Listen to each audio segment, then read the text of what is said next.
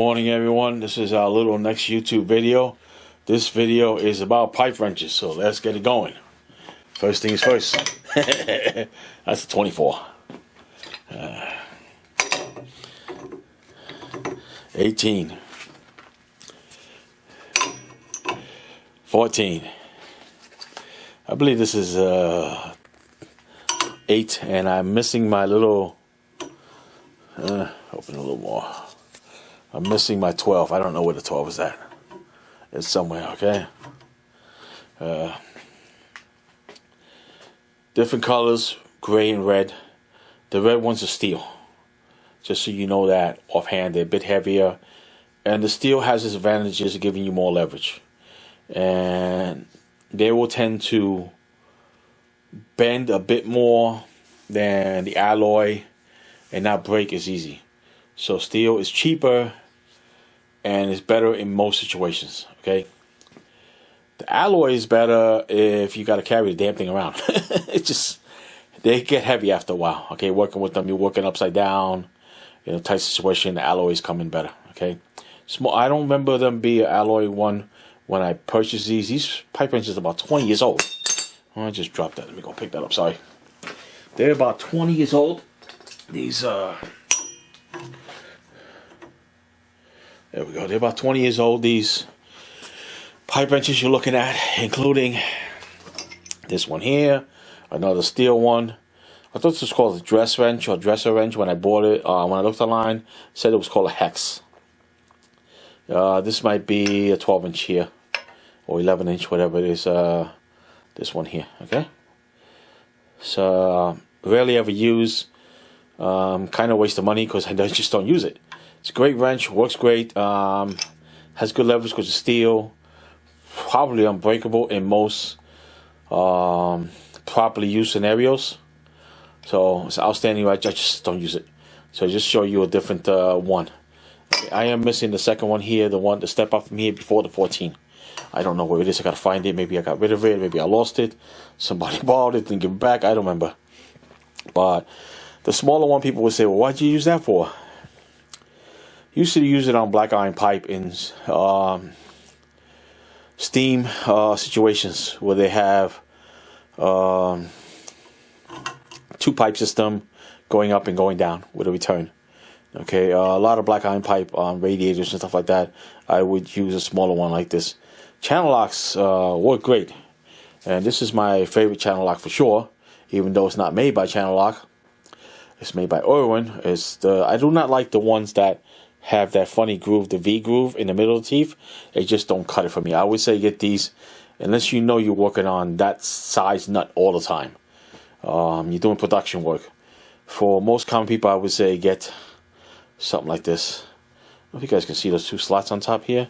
I actually mark my tools sometimes that way. We contractors tend to have some of the similar tools, so it's better to mark your tools one way or the other. Somebody can say, that's mine. You can say, no, it's not. Look, and then they kind of, okay, second guess themselves.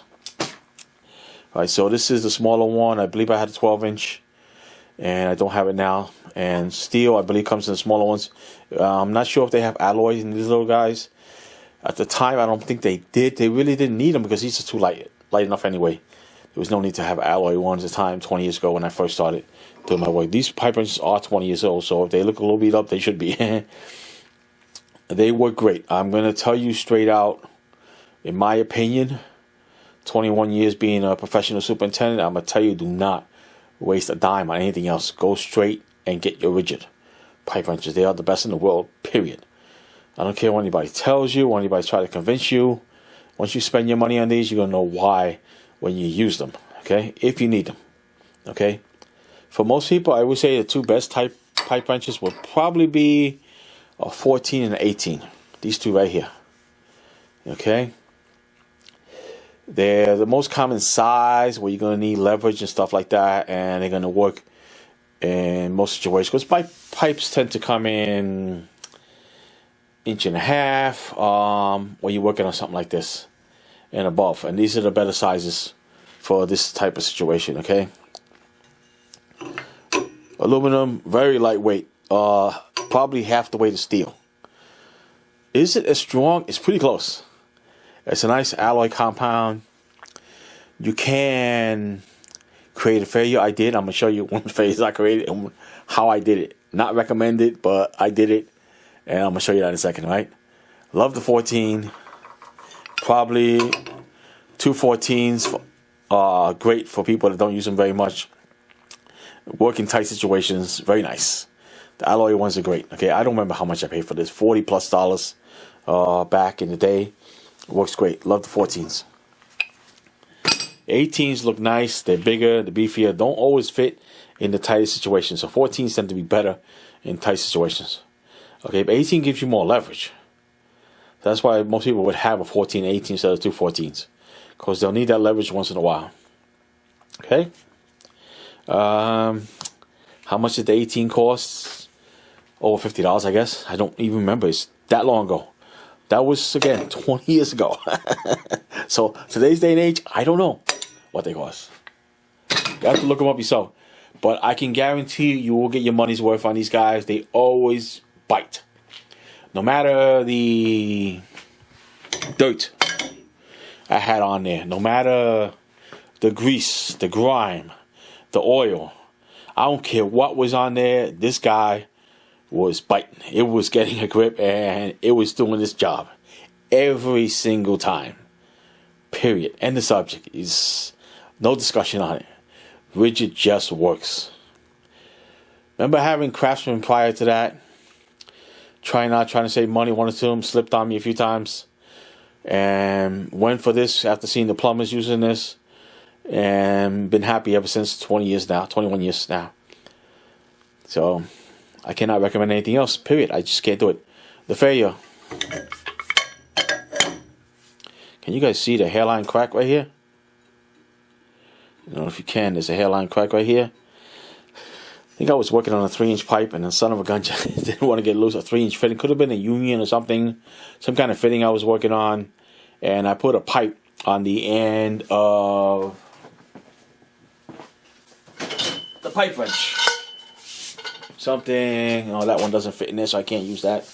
I don't have a big enough pipe in the shop to put on there, but I did sleeve a pipe all the way down here to here, down on the shaft itself, and I think it was a good 5-7 foot section, whatever it was, and it gave me more leverage, which is a trick plumbers use when they need more leverage. They'll put a section of pipe on the end of the pipe wrench to give them more leverage.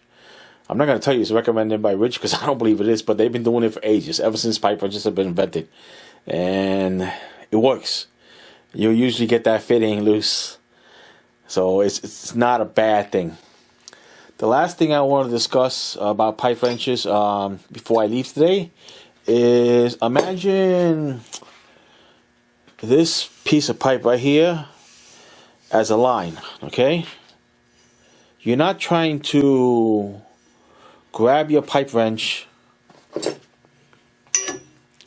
You're not trying to manhandle. Let's get one a little better, excuse me. You're not trying to manhandle that pipe so it bends, twist. Trying to keep that imaginary line here in line. You're trying to keep it without moving, in line steady. And then you're trying to apply your torque. Okay? You're not trying to twist that, bend that, shift that line out of position. You're trying to keep that in place. I like to call a technique like this using finesse.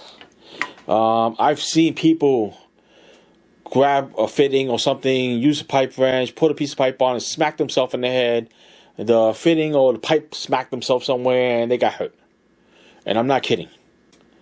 So the last thing I like to say is please learn to apply pressure properly without twisting the motion or the line of the pipe in place. Keep that line or imaginary line steady. Constant is the right word. Don't shift the pipe around when you're moving it, okay?